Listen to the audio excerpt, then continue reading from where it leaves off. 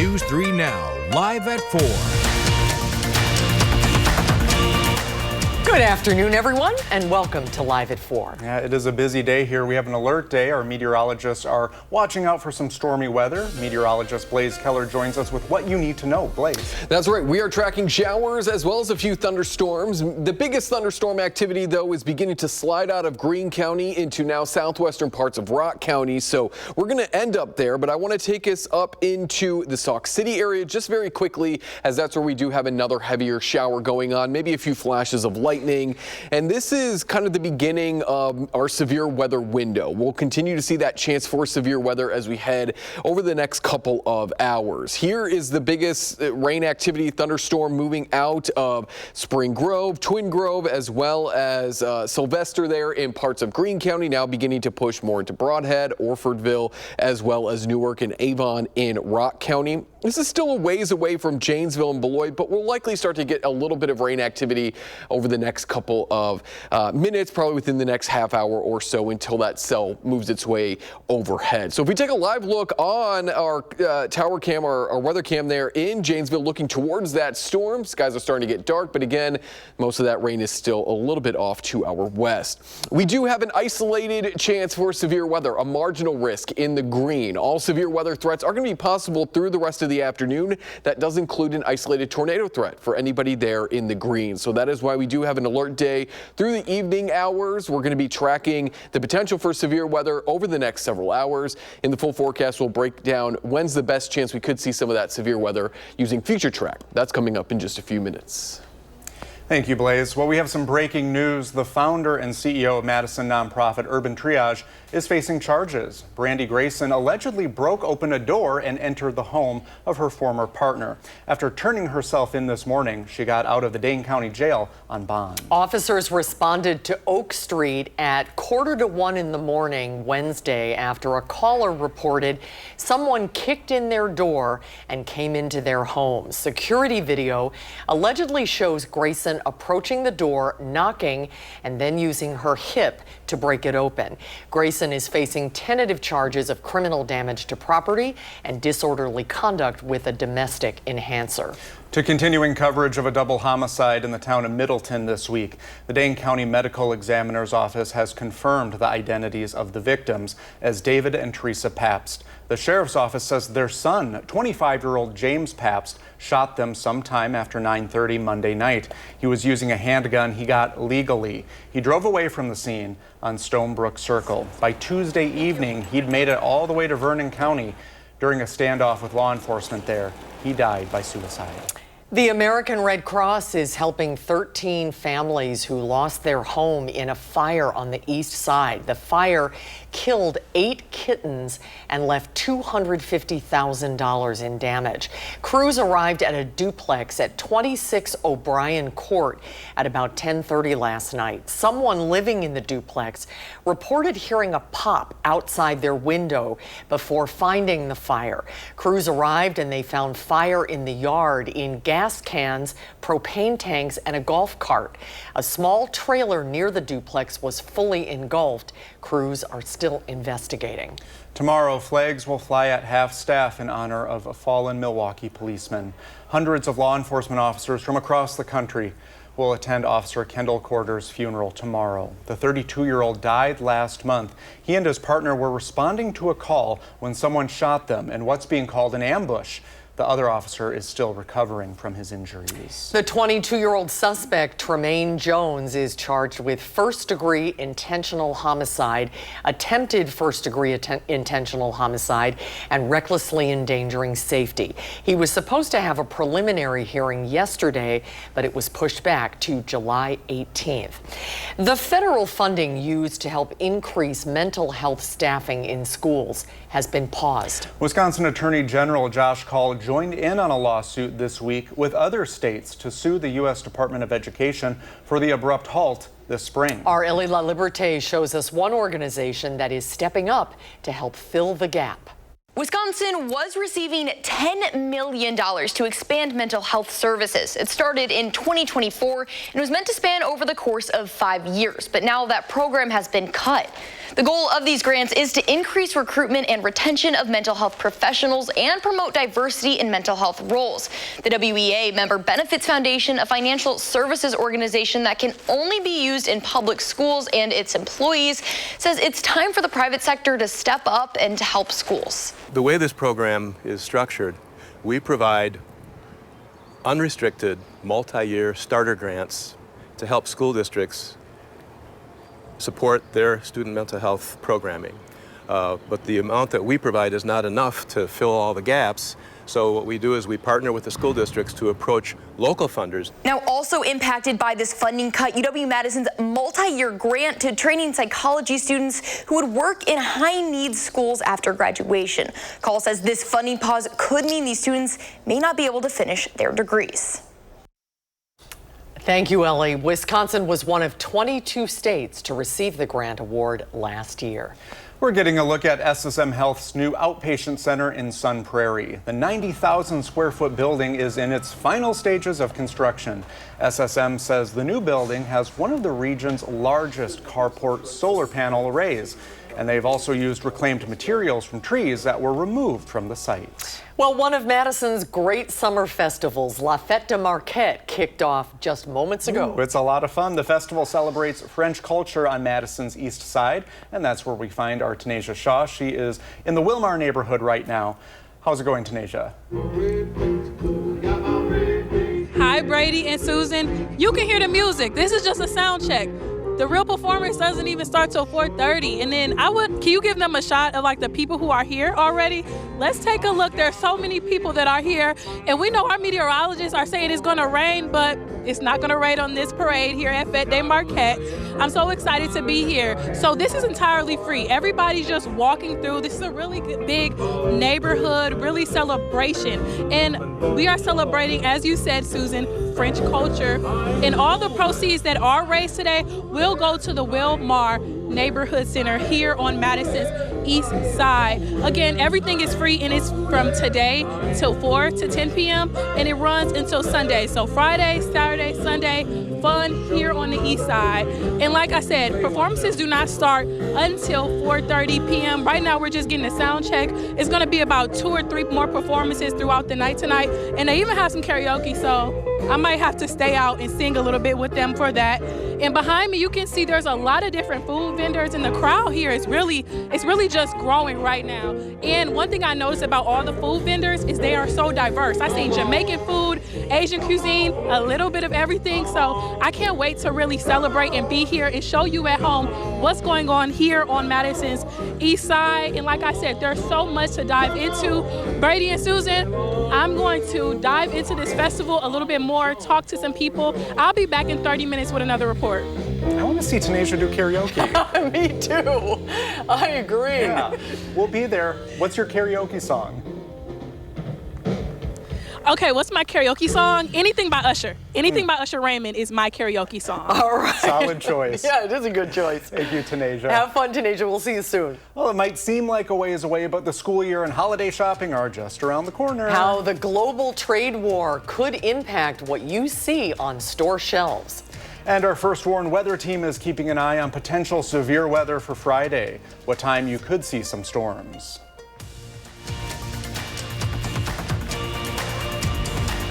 170 people still missing in central Texas.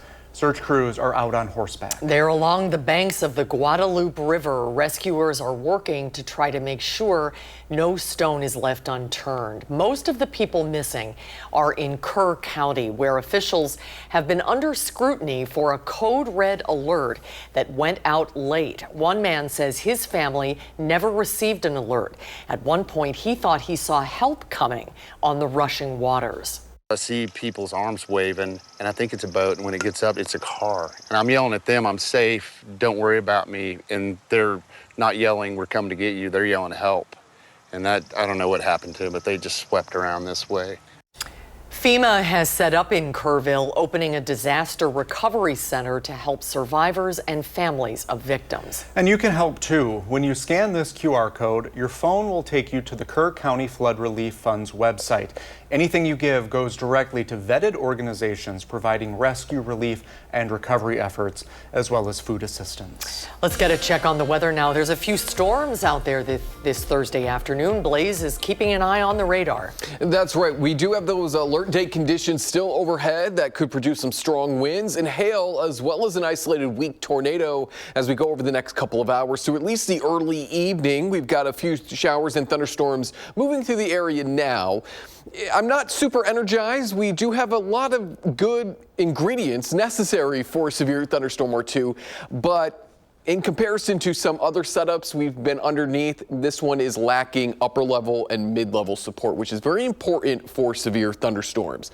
But we're still going to keep this marginal risk for severe weather. When we say marginal risk in the green, that means that we maybe will see one or two, so very isolated chances for severe thunderstorms, not long-lived storms, and not everybody will see them. So that is some good news there.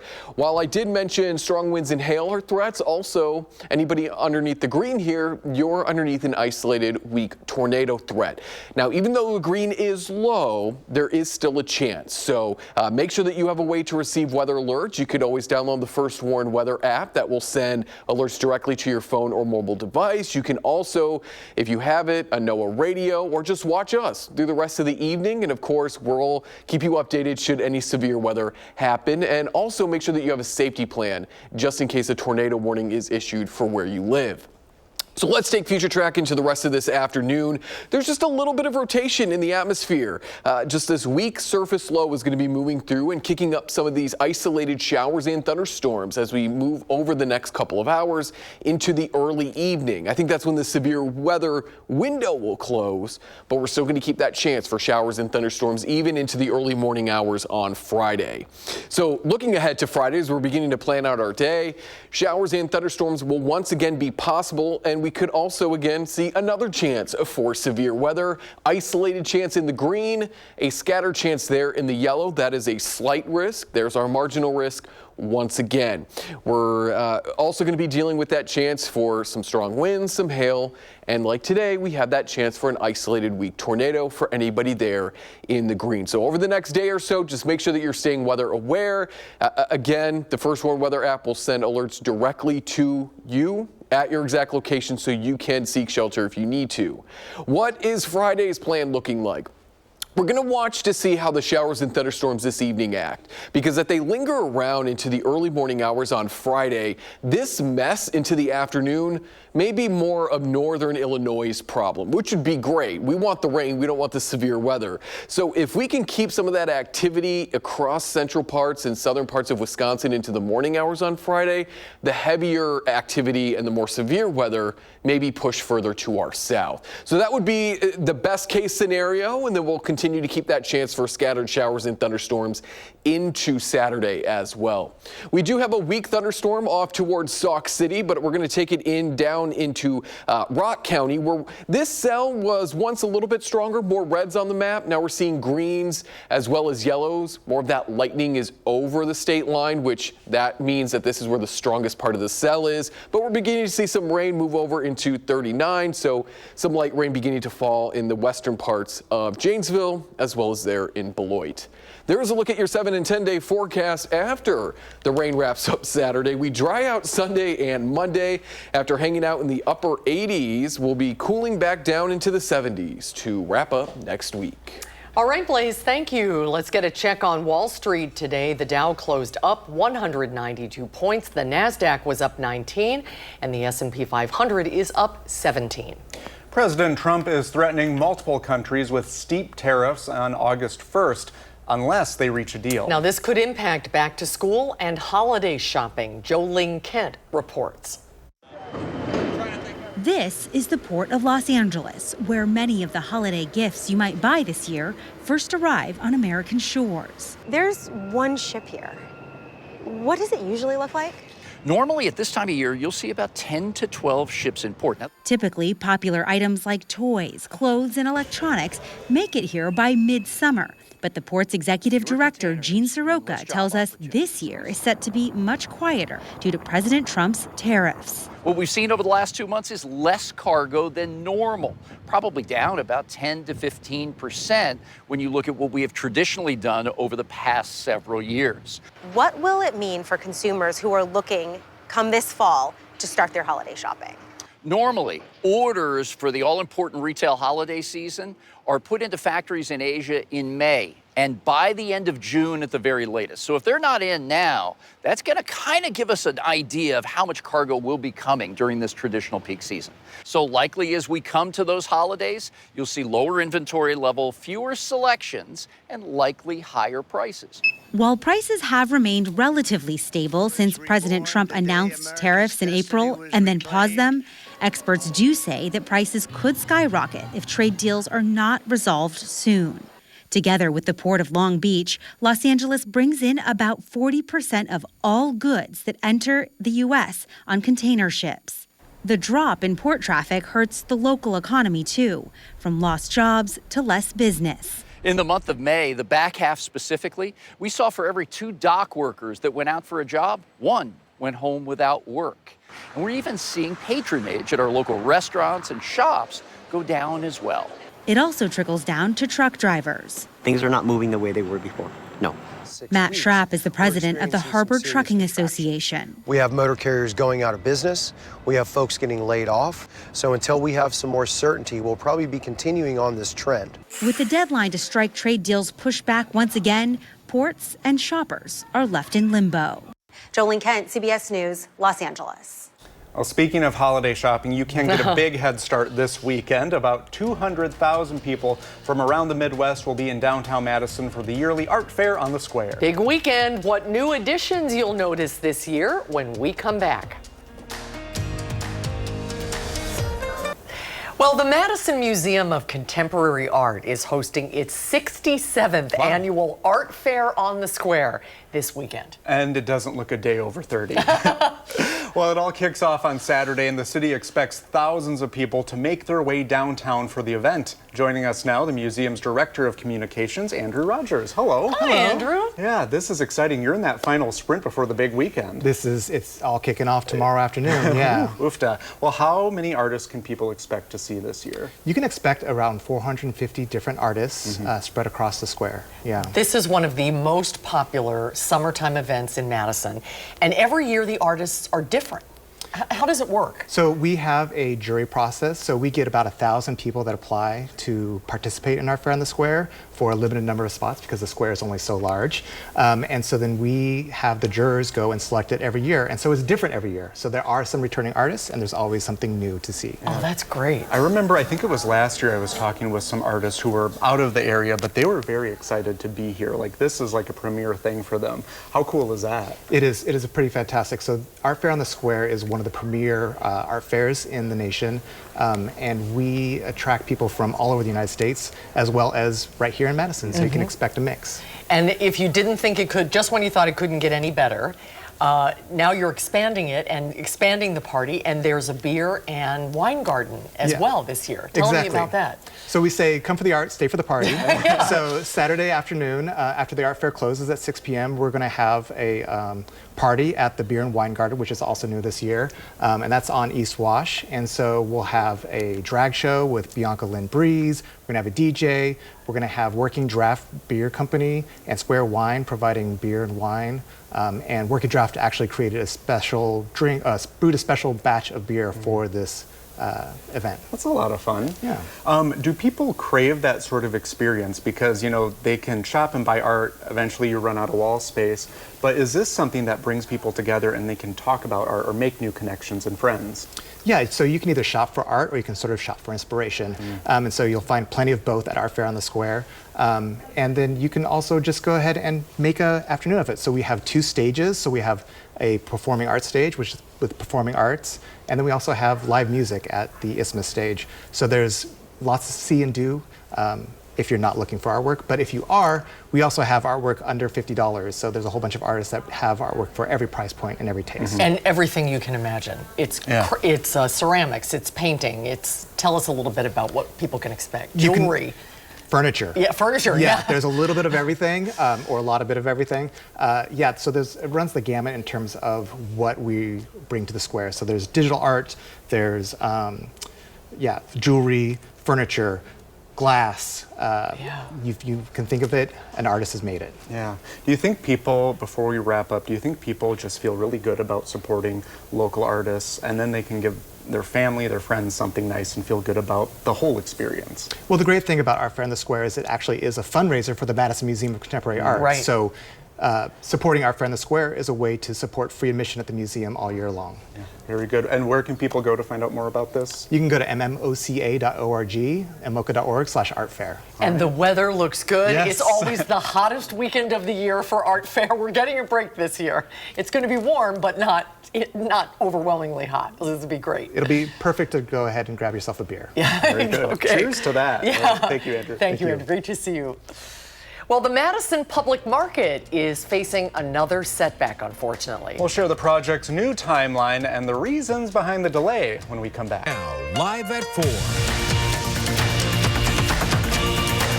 Good afternoon, everyone. Thanks for sticking with us on News 3 Now, live at 4. The First Warn Weather Team is watching some storms this afternoon. The weather words today, a stormy period ahead. Oh, speaking of art. Something nice to look at, yeah. Right. Blaze is watching the forecast and the radar. What's going on, Blaze? We do have a severe thunderstorm warning just over the state line outside of Beloit, butting up to Rock County. So we'll take it in there in just a moment, given that it's not in our community quite yet. But I do just want to touch on a little bit of some heavier rain pushing into Waunakee right now, as well as extending back north into Lodi. A little bit of some lightning popping up in and around Lodi. So this is going to continue to push off towards the northeast. But let's take it back down to that severe thunderstorm warning, beginning to kind of butt up to parts of Rock County.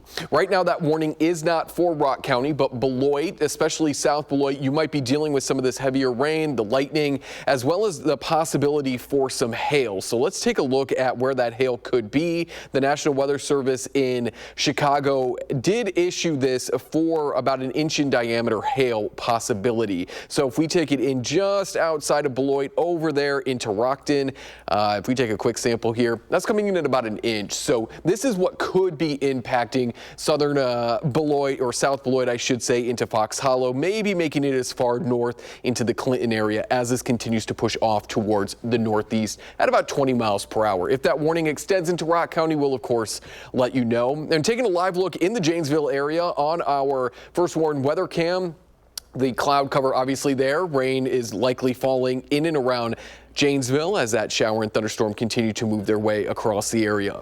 A reminder, folks, we still have a chance for severe weather for the next couple of hours. We're underneath an isolated or marginal risk for severe weather. We'll use future tracks, to time out those storms coming up in just a few minutes. Thank you, Blaze. 13 people have been left without a home, including a single mother of 3 after a duplex fire last night. Our Kyle Pazorski spoke with that mother today. He has more on her reaction and what's next.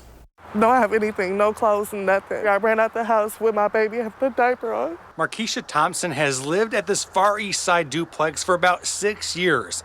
On Wednesday night, everything changed after a fire spread from her neighbor's unit into hers. The mother of 3 with another on the way shares with me the traumatic experience. It's a nightmare. You're running out your house at 10 o'clock at night with don't know what's going on, with smoke just coming out, like don't know if you're gonna make it or not. She goes on to say she's thankful her young family made it out safely, and a GoFundMe has now been set up to help her rebuild. Also involved were 13 cats belonging to Markeisha's neighbors.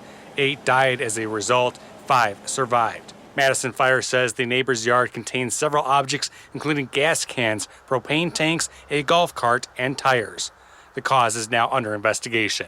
On Madison's Far East Side, Kyle Pazorski, News 3 Now.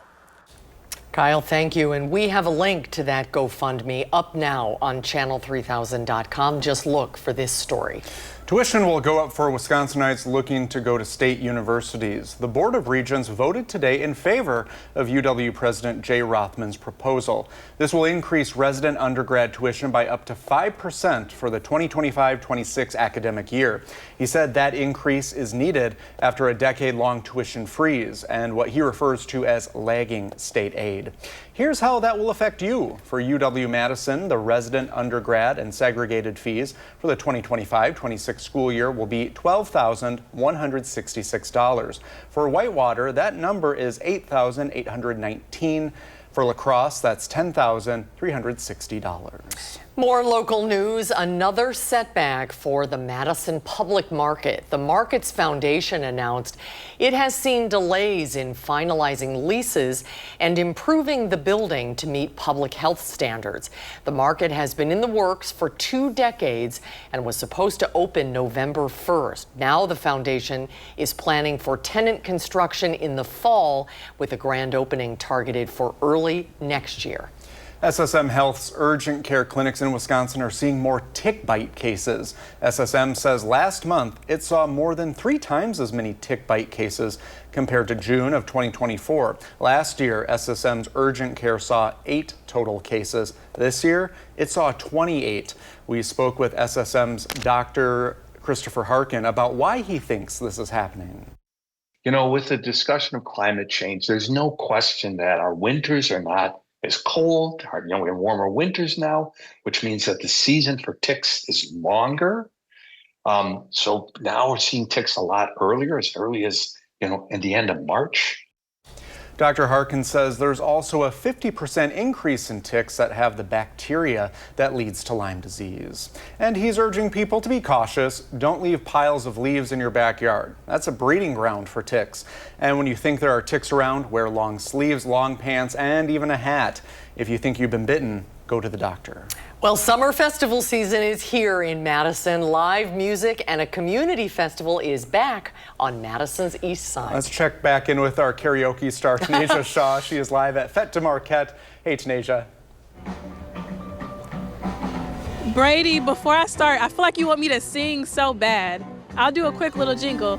I love Channel 3 and I love Fête de Marquette, and that's where I'm at right now. I'm at Fête de Marquette on Madison's east side. And listen, you might be able to hear the band playing music. This is Johnny Chimes. They just got on the stage at 4:30.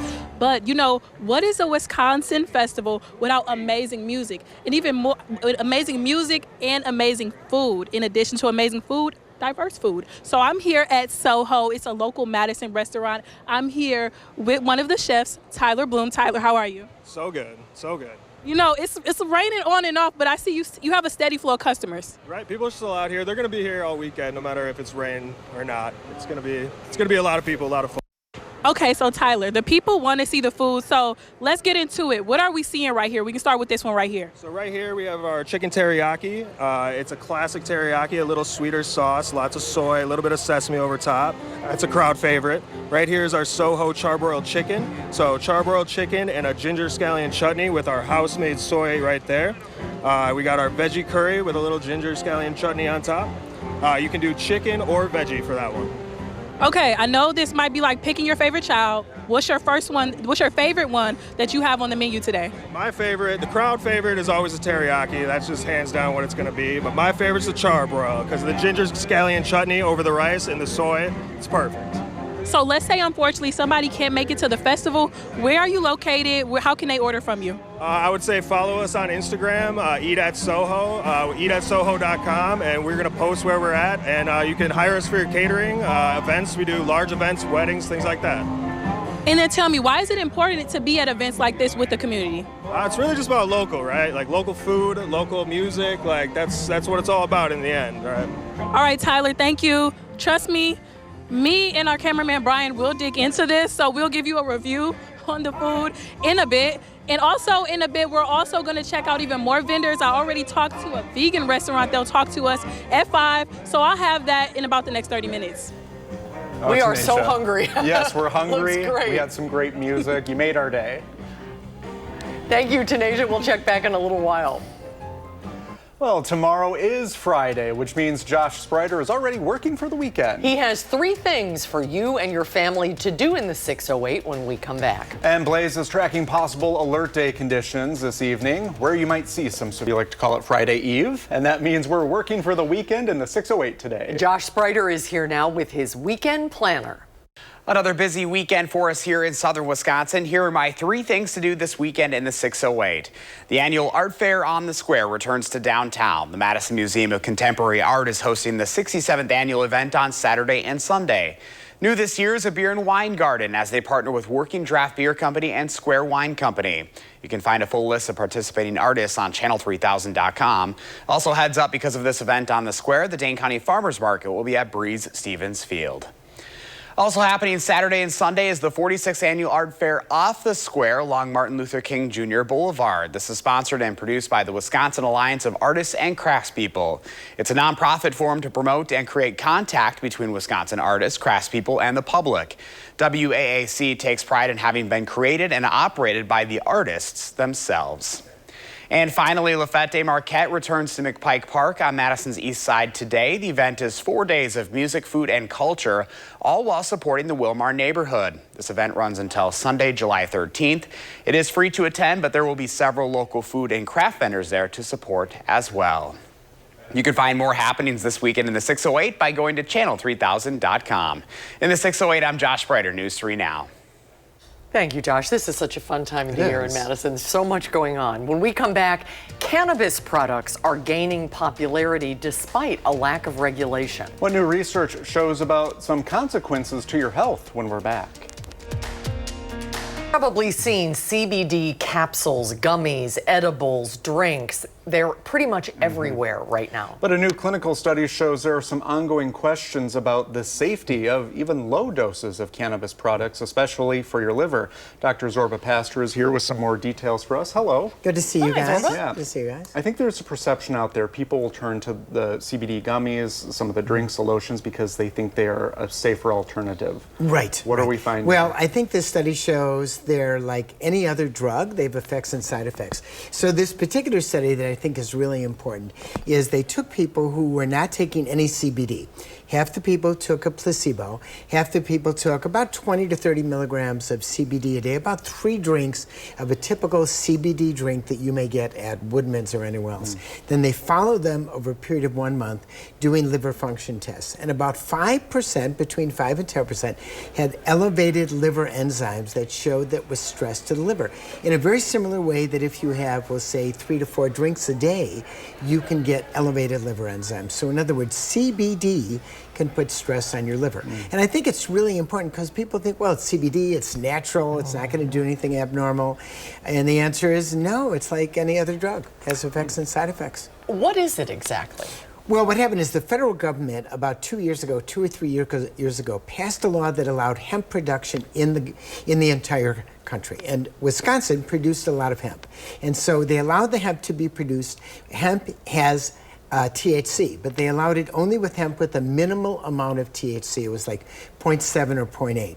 But if you take that and you refine it, you can get a drink that makes you stoned. And it's not regulated. So here we are in the state of Wisconsin. We don't have any marijuana, any cannabis that's regulated, but you can go to many grocery stores and convenience stores and get a CBD drink. And if you get it and you drink the whole drink, watch what happens. It's just like having alcohol. It's just like having a gummy that you may get, in South Beloit. It actually can get you high. Now, for some people, they have a little bit to help their arthritis, but once again, just like anti-inflammatories, they have side effects. And since it's not regulated, what else can people do to make sure that, I guess, they're being as safe as possible? Well, I think, first of all, if you're going to take CBD, don't drink. That's one thing, because we know alcohol affects the liver. If you're going to take it, don't take it every day, just like you don't drink every day. Look at the amount you're taking. If you're taking a CBD drink 2 to 3 times a day, don't do that.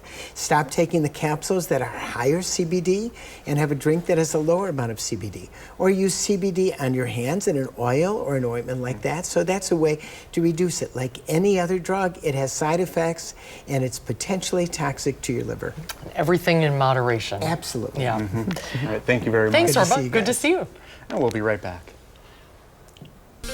A severe thunderstorm warning is in place. Blaze, what can you tell us? It's for northern parts of Dane County until 5:15. So we got a little bit more time left on this as strong winds as well as up to an inch in diameter hail is going to be possible with this part of the thunderstorm moving now into Windsor and beginning to move over parts of Lake Mendota. So let's take it in and really pinpoint where I think the strongest part is going to be. It's likely going to be in this southern extent, not necessarily in this warning. So Westport up there in Maple Bluff going to be passing over the airport and 51 there, bringing with it those strong winds as well as some hail as well. Right now we're seeing about a ½ inch in diameter hail just north of Lake Mendota there. This is going to pass probably over northern parts of the airport. I don't think the airport is going to be impacted by this, but this is a live look on our Edgewater Skycam looking off into the north. So the extent of this thunderstorm, you see that nice shelf cloud here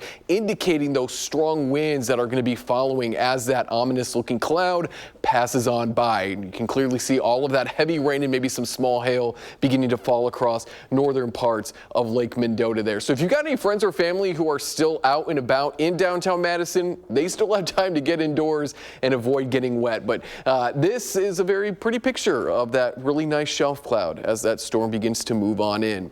Now let's go south into Rock County off towards the Beloit area.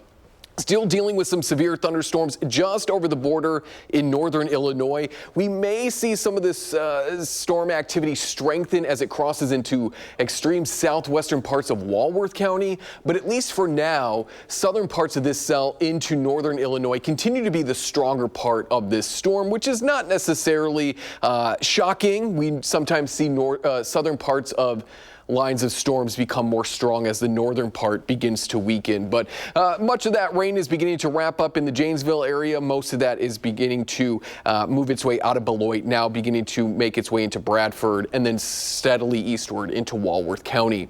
We're still going to keep that alert day in place through this evening because, again, we could be dealing with a few more severe thunderstorms. We have that marginal risk, so an isolated chance for a severe thunderstorm or two through the rest of this evening. And there is that isolated tornado threat there in the green, but what we've seen so far is the other threats. Strong winds as well as that hail. So we're going to continue to see those showers and thunderstorms through the rest of this evening. At least 8 o'clock is when that window will be closing. And then from there on out, as we go overnight into early Friday, I think we just see thunderstorm activity, not severe weather. Then we turn our attention to Friday. We're going to watch again as we have that isolated to scattered now chance for severe weather in the yellow. That's our slight risk. We're going to watch to see ultimately where overnight activity into early Friday sets up, because if it stays a little bit overhead, it might push a lot more of that activity, more of the severe weather ingredients further south into more of northern Illinois, which would be great. We need the rain still there. That's where we do find moderate drought conditions. We don't need the severe weather. There is a look at your 10-day forecast again. We are going to be dealing with showers and thunderstorms through at least Saturday, so I know there's a lot of activities going on this weekend. Sunday is going to be the better of the 2 days, but certainly get out on Saturday, take an umbrella, and take the First Warn weather app with you. We will briefly flirt with the 90s Monday and Tuesday of next week before settling back into the 70s starting Wednesday through Friday of next week as well. On Live at 4, we'll talk about tips to take control of your financial situation as fears about student loans grow.